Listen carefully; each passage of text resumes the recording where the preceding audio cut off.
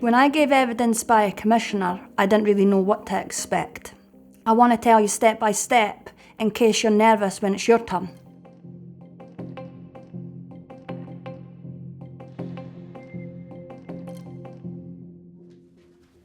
Before the actual day, I was invited to view the commission suite. The victim information and advice officer showed me around. That helped a lot. Seeing the rooms made it all feel a bit less unknown. During the visit, I got to reread my statement. The victim information and advice officer explained to me that I could bring family and friends on the actual day and they would wait for me in the witness room until I gave my evidence. But I decided just to come with my rape crisis advocacy worker.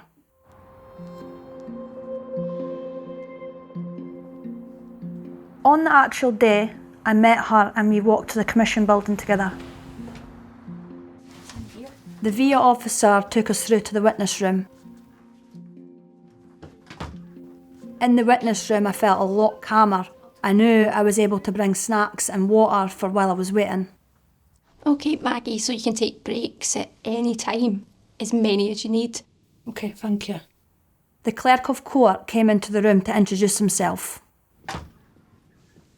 Hi, is it Maggie? It is, yeah. Hi Maggie, my name's Matthew and I'll be the clerk today. My role is to work with the Commissioner to make sure that the hearing runs smoothly. Firstly, would you like to take the oath or the affirmation? The oath and affirmation are almost the same, except the oath you swear to God and the affirmation you swear to tell the truth. I chose the affirmation. The advocate deputy who asks the questions for the commission came into the room to talk me through what was going to happen. Hi.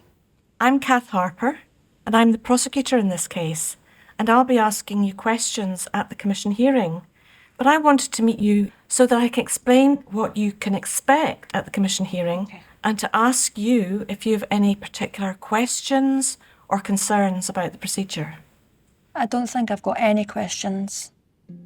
If you don't understand one of my questions... The VIA officer reminded me, and it's really important that you know this, that he, the man who raped me, he's allowed to watch the commission through video link, but at least I knew I wouldn't have to face him. If I had to give evidence through trial instead of by a commissioner, I would have had to be in the same room as him. It allowed me to breathe a little bit easier knowing that I wouldn't have to face him. OK, Maggie, so you can now meet the defence lawyer if you want to. Yeah, that'd be good. I knew it would be hard for me, but I decided, that I did want to meet his lawyer, just so I knew him before he questioned me in the commission room. Maggie, Tony Lennon is my name. I'm the defence lawyer. Hi. I'll ask you questions this morning once the prosecutor's finished. I'll speak to you, I think, for about 20 minutes. It's not easy to be precise. You'll come to understand the atmosphere that this is done in is an informal and friendly atmosphere. There's no rudeness, there's no shouting, there's nothing like that. Okay. The secret from your point of view is to listen to the question. And if I ask a question and you're not sure what I mean, just say, can you ask me it a different way? OK, Maggie, would you like to meet the Commissioner? Yeah, OK. Great. Hello, my name's Gillian Wade and I'm going to be the Commissioner for this hearing. I believe your name's Maggie Jones, is that correct? Yeah. Yes, how would you like me to address you during the course of this commission? Maggie's fine. Maggie's fine, all right. Now, one of the first things I'm going to do when we go into the commission... Meeting the defence lawyer and the commissioner made me feel a little bit more prepared. You don't have to meet them if you don't want to, though. That's completely your choice. Before we started, I had to go into the commission room to do sound check. The technician asked me to count to 10 into the mic. 8, 9, 10.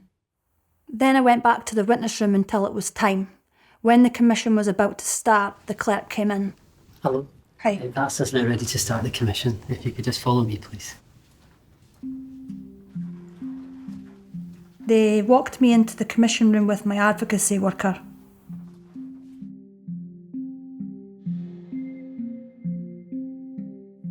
Inside were the commissioner, the clerk, the advocate deputy and the defence lawyer. It didn't look like a court at all, just a meeting room, no gowns, no wigs. Hello again. Hi. I was sat next to the commissioner. The cameras that were recording the commission weren't in my face. That all made it a little less scary. The Commissioner began by explaining why we were there, and then she asked me to take the affirmation.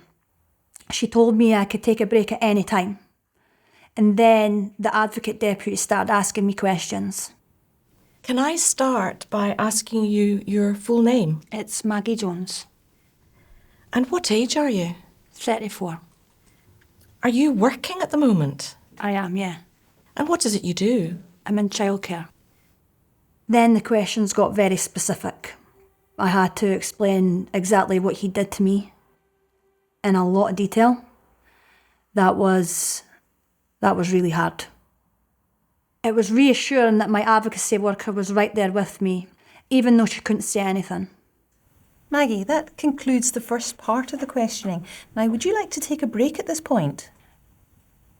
No, it's okay. You're all right to carry on? Yeah. All right. Now, what's going to happen next is that the defence lawyer is going to ask you some questions. Are you all right with that? Yeah, thank you. After the Advocate Deputy had finished her questions, the defence lawyer took over. Miss Jones, we met earlier. You'll understand that the reason we're having a trial is because there's a disagreement about what all happened during the relationship. You understand that? Yeah. Some things we agree about, though.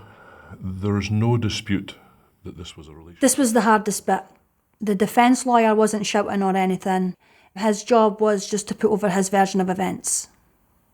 Maggie, would you like to take a break just now? No, it's okay, I can carry on. Are you sure about that? Because you're welcome to take a step back into the witness room just now if you'd like to do that for a wee while. Yes, please.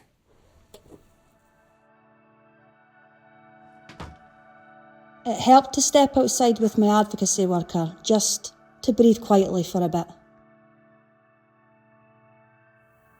Occasionally they would ask me to look at CCTV footage or look at documents. Thank you.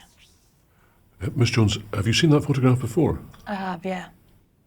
When the defence finished, the Advocate Deputy asked me a few more clarifying questions. Then the Commissioner said, Thank you very much. That concludes your evidence and you're now free to go. Thank you. and that was it.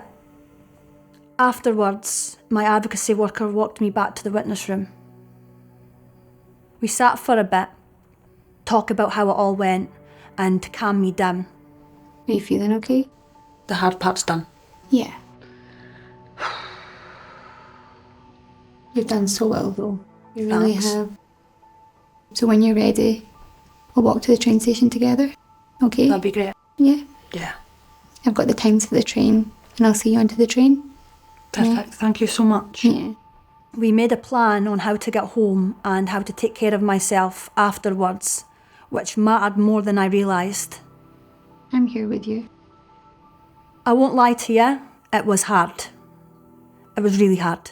Reliving what had happened, being questioned, being challenged. It took a lot out of me. But it was better than being in a courtroom. It was much calmer. I had support.